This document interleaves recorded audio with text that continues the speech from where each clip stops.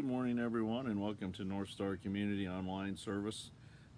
Shooting this one outside today. It's a beautiful day, so I take advantage of that. So again, welcome. Again, if you're watching this, you're probably in some form of recovery, or you have a family member or friend who you wish were in recovery or are in recovery, and you're here to support them. So anyway, always good to be here, and looking forward to the talk today. So today we're going to talk about limits. I thought this was kind of interesting. One of the points that an author made some time back I was reading about was that when we have toxic shame, we live without limits. But it's because we just don't establish ourselves, our foundation of ourselves, and we also, look to harm others and ourselves, and so we live without limits. We live too hard. We don't live enough. However you want to look at it, we just continue to damage ourselves in so many ways.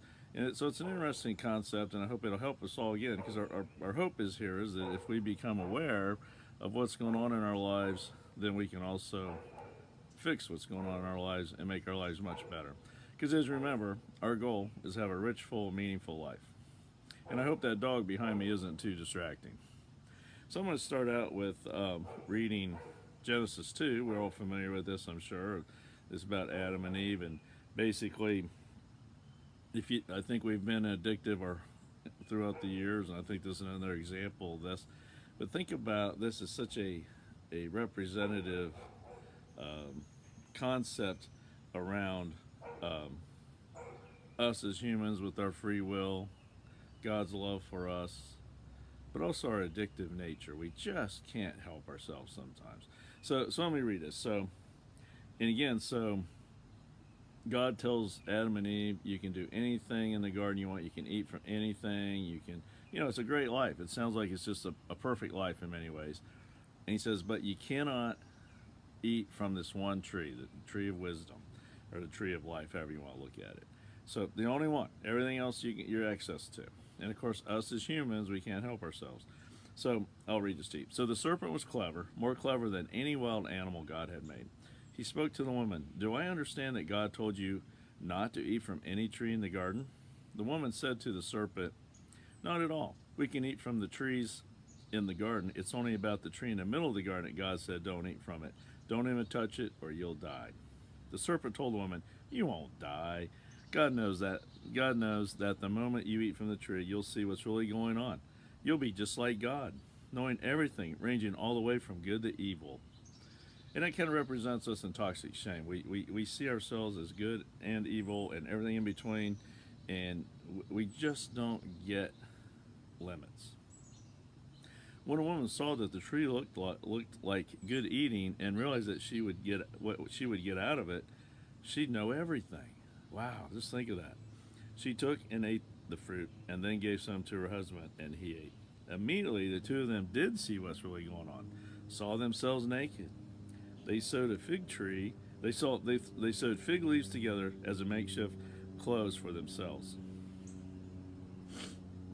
When they heard the sound of God strolling in the garden in the evening breeze, the man and wife hid in the trees of the garden, hid from God. And again, we're going to talk about this, but that's legitimate shame. They messed up. They knew what they were supposed to do, and they felt bad about it. That's shame. God called to the man, where are you? He said, I heard you in the garden, and I was afraid because I was naked, and I hid. God said, who told you you were naked? Did you eat from the tree I told you not to eat from? And the man, being brave and not throwing anybody under the bus, said, the woman you gave me as a companion, she gave me fruit from the tree, and yes, I ate it. God said to the woman, what is this that you've done? The serpent seduced me, she said, and I ate. Isn't it funny how neither one wanted to be responsible for what they'd done? And of course, none of us know that one at all. But they did feel shame, but they also had toxic shame in there. They suddenly saw their flaws and their character problems, and they also showed those character problems by not being honest, which I think we all understand that. So toxic shame is a self-perpetuating, brutal tyranny. And so it's important for us to understand this because it so harms us it creates harmful images about ourselves. We become very inadequate. We act out that inadequacy, that pain in our lives, and we go out and create all sorts of problems through our addictive thinking and our addictive feelings. And toxic shame tries to get us to not see our pain and our mistakes, just like Adam and Eve. So we can kind of think of the serpent in the Garden of Eden as a representative of toxic shame. Live without limits. Don't worry about it. You're going to be even better. It's going to make you great. You're going to get to live with bravado and all those things. So we have to understand toxic shame. Toxic shame builds on itself. Most often it comes from our childhoods. Either we grew up some really tough childhoods with a lot of trauma, or there's a lot of abandonment issues. But either way, we had stuff happen to us that really created this sense that there was something wrong with us. Everyone was better than us, all those kind of things. It's certainly toxic shame keeps us from a rich, full, meaningful life. And again, we've talked about this. You need healthy shame. Adam and Eve felt healthy shame when they hid from God because they knew they'd done bad. The idea of shame is that it keeps us from repeating mistakes. It keeps us from harming ourselves more and more. None of us like the feeling of shame. And so what do? We hope not to create moments where we have shame. So the way to do that is to live our lives fully and, kind with kindness and love and faith. And when we're addictive, we do anything but that. The problem is with addictive thinking, it creates so much toxic shame in our lives. And toxic shame is deep-rooted inadequacy. It just builds on itself. And like I said, so many of us, we have PTSD, or we have complex PTSD from our childhoods and from our adulthoods and whatever it is. But we carry it with us, and it just keeps creating more and more shame in our lives. So the problem is with toxic shame is we internalize it, and every bit of shame, every bit of mistakes we make, we either run from them or we just keep internalizing it. And we begin to accept our low status, and we just see ourselves as worthless, and we just, we just get, it's such a negative vortex we get into. And we begin to resent others, we resent ourselves, and we start to live an awful life. Because the shame is accepted, it's magnified, and it's internalized. So the physiology of shame is we have probably some forms of trauma in our lives, or abandonment, or cortisol levels are too high, or we have low epinephrine and norepinephrine, we have low energy, we have high anxiety, we have depression, we have toxic shame, all those things. So there's some physiology to this as well. But there's three things we do when we have toxic shame. One is we have atrophisms, say it right here, and that's atrophy thinking. We just beat the crap out of ourselves all the time. We do not let up on ourselves. We can find every reason, every idea, everything we can do to harm ourselves, to think badly of ourselves, to blame ourselves. And so it gets too high for us. That's why we go into addiction, because then we can cover the pain, or at least ignore it for a moment. And so habitual behavior to avoid pain is one way of getting around this. But we also know, because of the addictive behaviors and thinking, we also know that we continue to self-destruct, which creates even more shame. So the fact is, we could just never get out of our own way. The second thing is we believe that we're never enough. No matter what we do, no matter how good we do, no matter what wonderful things we do, it's never enough. So sometimes it's just easier to not try. Sometimes it's just easier just to get through. And again, drugs, alcohol, compulsive behaviors, people, all these things, we try to put them in place to help us not feel so bad about ourselves. But the problem is mediocrity is just painful, and we're never enough. And the other thing is that we do is that, we one day, maybe one day, we're going to feel good enough about ourselves, one day, but we know that never happens. And then, of course, we have atrophy thinking, we have mediocrity, where we just don't believe we're able to live a life that's rich, full, and meaningful life. I know so many times in NorthStar, when we talk about a rich, full, meaningful life, some of us are almost offended in there by that, because we just don't believe that will ever happen. Or worse, in toxic shame, we don't believe we ever deserve it. So that's what we do with toxic shame. We see ourselves as never enough. No matter what we do, it's never enough. One day we may be good enough, but not today. We're always going to be looking for mediocrity as our goal. If we get too successful, we get uncomfortable, and we'll do things to sabotage that. And of course, in our atrophy thinking, where we just always are on ourselves and blaming ourselves for so much of what's going on bad in our lives. So the thing we got to remember is, to help us get through this, is we are not God. Mistakes happen. We are not unlimited. We're going to make mistakes. And we do have limits. There's things we can and cannot do. If I drink every day, and I drink excessively, I'm going to have physical issues, and I'm going to become addicted eventually. If I'm on my screen time for 8 hours a day, someday, some way, that is going to affect me negatively. We are not unlimited. We are not above things happening to us. I always remember, I grew up in Nebraska, so one of my childhood heroes is Johnny Carson. For some of you may know who he was, but he was a late night talk show host, probably the most recognized man in America.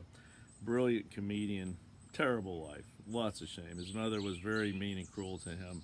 She never was pleased. And when he was at the height of his stardom, he still was looking for her love. So he became an excessive drinker and smoker. And he just always believed that he was not one of those people that's going to get emphysema from smoking, and that's what killed him. He really believed that he could live. He did not have limits for that. And he really, for all he had, he was an unhappy man in so many ways. And I think we can relate to that, though. It was just almost impossible for him to accept who he was. And so the point is, mistakes are going to happen. Hurt's going to happen.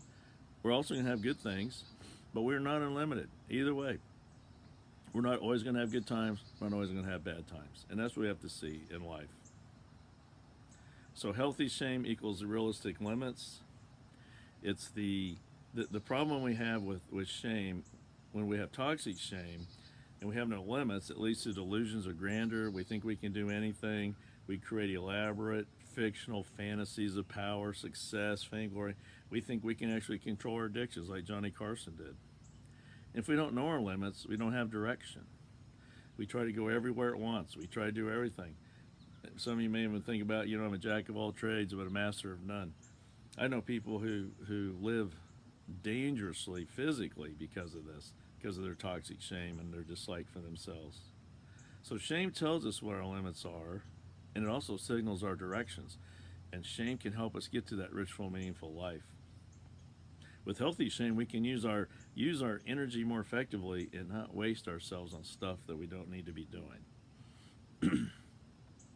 So think of shame, toxic shame on a continuum. This side's shame, this side's toxic shame. And the problem is, what I see with so many of us with toxic shame is, for some of us, and this is probably where I fall when I was younger, was I just limited myself. I didn't believe in myself. I had so much toxic shame, I just didn't think that I could achieve great things. On the other hand, I knew people who I used to wonder, golly, how do they do these things? The stories they would tell, driving too fast, being in fights, having affairs, running here, running there, drunk all the time, or whatever it was. That was the other side of it. They lived without any limits and were so much misery and pain. I think that this is where, the ACE score, we talk about the adverse childhood experiences, and I think this is such a telling statistic here for us when we're talking about toxic shame, is on the ACE score, there's 10 scores. It basically scores you on neglect, abuse, and dysfunctional household as a child. If anybody scores a 6 or more without intervention, they will die on average 20 years younger than someone who scores a 0 or 1 on the ACE score. So think about that.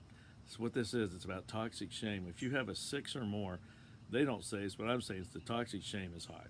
So we live recklessly. We get with people we shouldn't.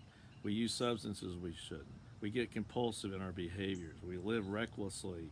Or, unfortunately, or the other side of it is we don't live at all, and we live with depression and resentment and sadness.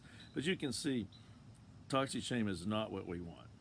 Shame is important. We don't want it, but that's important to us. But toxic shame is destructive. It destroys who we are. It just creates so many things. And so if we're healthy, we can admit to, we can identify, and we can change behaviors that we need to. With toxic shame, we hide, we deny, we blame, we resent, and we don't fix the mistakes. So actually, sometimes we even make it look like we meant to do it. But it isn't what we have done or not done that creates the problems. It's how we interpret what we have done. Toxic shame makes us believe that we are far worse than warranted, or that we see ourselves completely as a mistake that can never be fixed. It's not okay. It's not fair to think this way. So a question for you is, what beliefs do you have that keeps your toxic shame alive and well? And maybe even a harder question, Anna Lemke asked this in her Dopamine Nations book, is she goes, what pleasures do you get from all this pain? How in the world is toxic shame something we hang on to? You know, in NorthStar means oftentimes I'll say, I think a lot of this is what our true addiction is toxic shame. We are addicted to the concept that we are a flawed, bad, worthless person who doesn't deserve anything good. And thus we go out and find other people who believe the same thing. We get ourselves involved in compulsive behaviors that at least gives us a little bit of feelings of something for a while, or of course we get into the substances. May of course do all that. So we have to have self-compassion here. You have to accept that you are flawed and you will make mistakes. We will. We need to accept God's grace for you. God loves us. He does not judge us and hold on to things. It's us that does that. He knows our hearts. I always tell people, look at how we behave. You can do it in kind of breaking into 4 categories. One of my colleagues, Jerry Schaefer, used to tell me this, and I always have loved this. So we do the right thing for the right reasons. We do the right thing for the wrong reasons. We do the wrong things for the right reasons, and we do the wrong things for wrong reasons. In toxic shame, when we get eaten up with that, so much of it really is wrong thing, wrong reasons. And we have to figure out ways to get past this. And you know what? Maybe you are worthless. Maybe I'm worthless. We certainly are, in some levels, worthless at some things. I'm pretty good at some things, and I am worthless at other things. So I'm going to read this quote here. So yes, you really might be inadequate in real life. Your life has been a failure. And it's because all along you've had this same feeling of not being good enough, from the first issues in childhood through adolescence, school, working out. It's spiraled downhill to the point where the issue is not what you feel bad. It's not that you feel bad, but that you literally are bad. Your life is literally inadequate. You know what? You're better off if today you say, you know what, there's truth to this, but I'm going to do something about it. What's not okay is if you say, that's not me, I don't do all the blah, blah, blah, and I'm going to go out and use and act dysfunctionally again. But what happens if you are really worthless? Maybe it's not so bad to say that. We're all worthless in some ways. Like me, I got friends who can fix anything. Car breaks down, they know what it is. Plumbing breaks down, they know what it is. All that stuff. I, on the other hand, see it as a mystery. So I'm kind of worthless when it comes to fixing things. And for a long time in my life, I felt that. But now I don't. Now I see that I have strengths and skills in other areas. And so it's okay for me not to be great at everything. But see, toxic self tells us that we have to see ourselves as worthless in everything. Remember, we're not enough. We're inadequate. We do all these things wrong. We're flawed. Everybody else is better than us. All these things. Or I think I'm so grand and perfect and I can do whatever I want. The point is, we create a self-fulfilling prophecy that we need to figure out ways to stop. If you see yourself as unattractive, you're going to probably be unattractive and you'll quit caring for yourself. If you take pride in your health and see that's okay, then you're worth enough to take care of your health and eat right and exercise, then you're not going to be unattractive. It isn't about what you're born with, it's what we do with it. It's the problem is for many of us with toxic shame, it just creates a long line of poor to destructive behaviors and thinking. So the problem is with toxic shame, this is why I say we get addicted to it, is that what we do is we get so hooked on toxic shame that it becomes a lifelong permanent thing as a justification for our inadequacies, then yes, we do have issues. And insecurities can be pretty brutal at times. They clearly fracture who we are when we can't see our insecurities. So you know the drill here. Face the shame, face our pain. You know, the problem is for many of us, I've heard people say this, and I bet some of you understand this. We don't face our pain. Instead, we just live our toxic shame.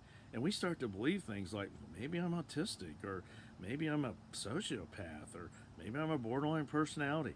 The chances are you're not. The real chance is that you have so much toxic shame in you, you don't know what to do with it, and you don't know how to react to it. And so one of the problems is, when we have too much toxic shame, we cut off the emotions. So our brain, think of our brain, put our brains in two sides. And again, this is the way I oversimplified it. So you have one side that's the neocortex, and it's responsible for thinking, analyzing, reasoning, processing. That's the rational side of your brain. And the limbic system is our responsible for emotions, senses, memories, and motivation. You got to have both to be good. You want a rich, full, meaningful life, you got to have both of them. You can't live on your emotions. You can't live with just facts and figures all the time. You got to put them together.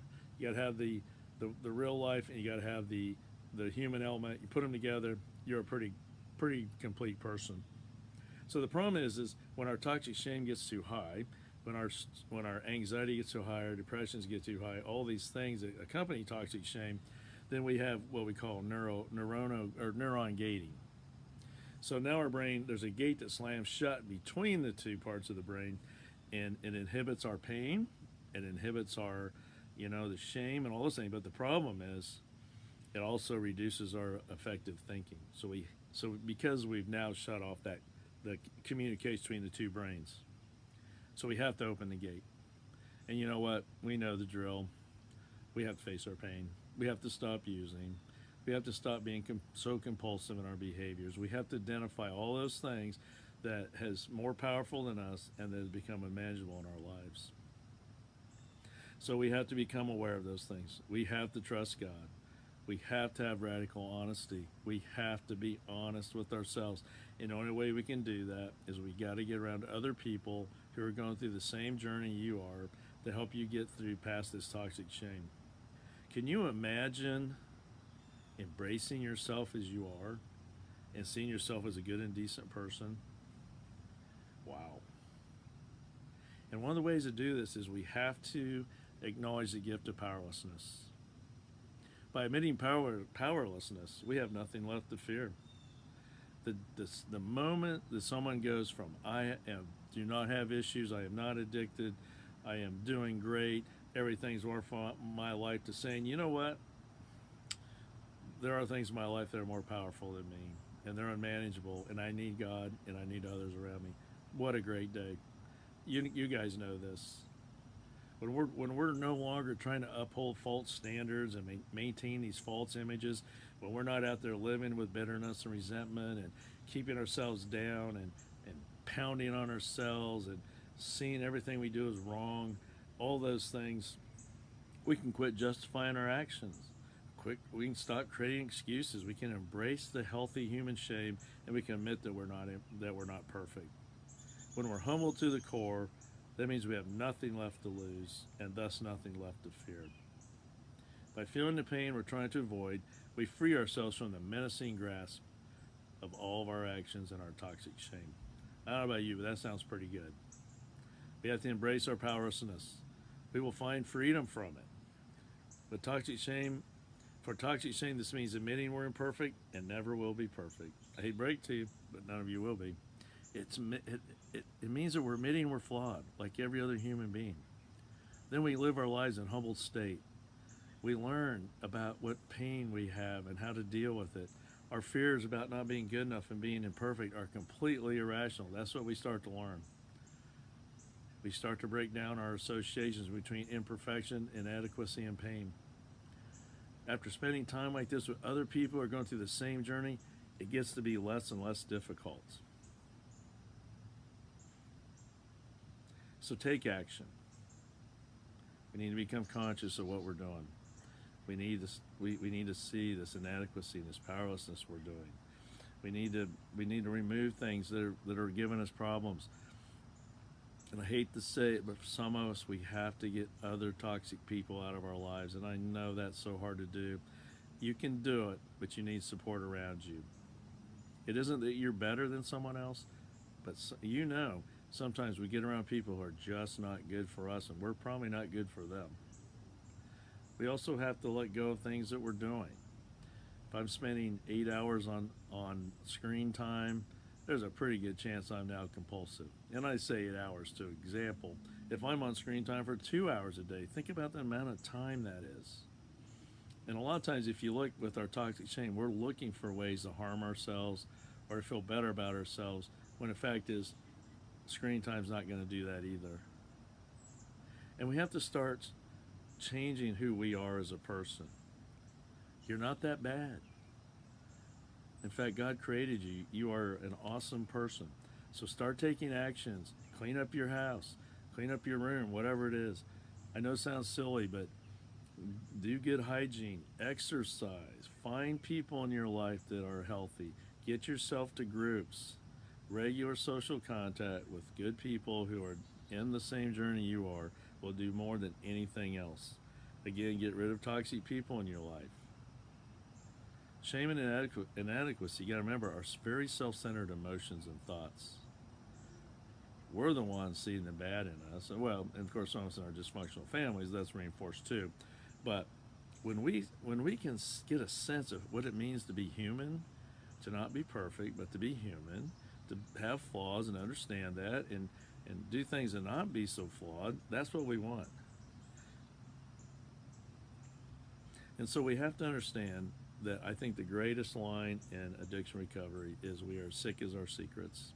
You will not overcome toxic shame as long as you're living secrets and lies. Get with other people. Get to support groups. Of course, in our case, we love NorthStar Community. Find ways to get there. When you start getting rid of those secrets, oh my goodness, the power you will feel in your life. And think about this too, a little self-drill here, is if you were someone else's mentor, what would you be telling them to do? Because it's probably what you need to be doing. So here's the deal. To conclude, God loves you. Eventually, I know you don't buy this, but when you get into recovery, eventually you will see your traumas and abandonments as a gift, because it makes you more connected with other people. And what I see over and over in recovery is God will take your healthiness and he will put you in front of people who are struggling and suffering just like you are or were. It's a beautiful thing. You are not God. You are not perfect, and you never will be. And you know what? That's what makes you human.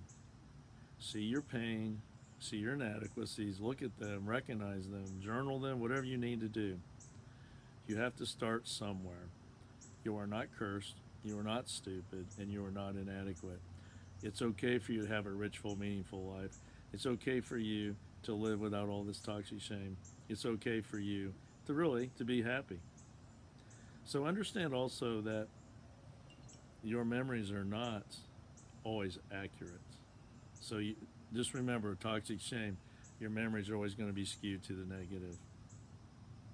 So I hope that today's been helpful. I think this is a fascinating subject about limits. And when we're addicted in our addictive behaviors, we live without limits. We either, one side of the limitations are that we're so inadequate and worthless that we deserve to do nothing but bad things and harm ourselves. And we don't want to face all this stuff in our lives because it means we're not perfect, which means we're not adequate. Or the other side, I see people who I call running from their ghosts, who are overachieving, over-functioning, overwrought, just destroying their lives. They may even be successful, as we call it, in our affluent country, but the fact is they're miserable. It's okay for us to have peace. It's okay for us to have a rich, full, meaningful life full of purpose and love and connection. And I wish that for all of you. So NorthStar Community, we meet on Wednesdays and Fridays at 6:30.